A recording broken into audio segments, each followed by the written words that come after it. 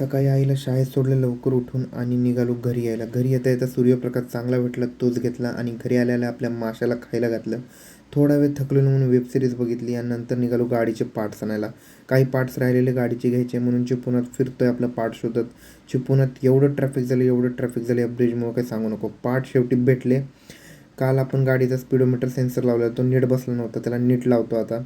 तर आहे का नाही प्रोफेशनल ऑइल ड्रेन वगैरे, आपण एकदम प्रोफेशनल काम असतं. नंतर आलो बाहेर. फिल्टर येड्यानं चुकीचं दिलेलं, चुकीची साईज ती घेतली. ऑइल पण आणलं.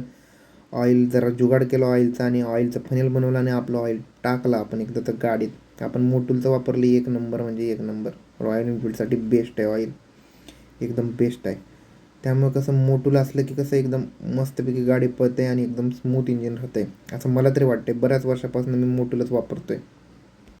थोडेसे नट बीट टाईट आहेत का चेक केले, एकदम मस्त होतं, ऑइल लिकेज होत नव्हतं. परत एक पार्ट राहिला तरी बी आणला तो.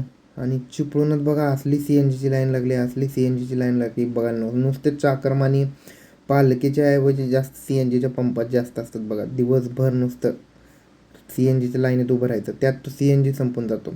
हा दिवस आता ह्याच्यातच गेला. रात्री आलो घरी, परत आपल्या माशाला खायला घातलं, सगळ्या गाड्यांची कामं झाली आणि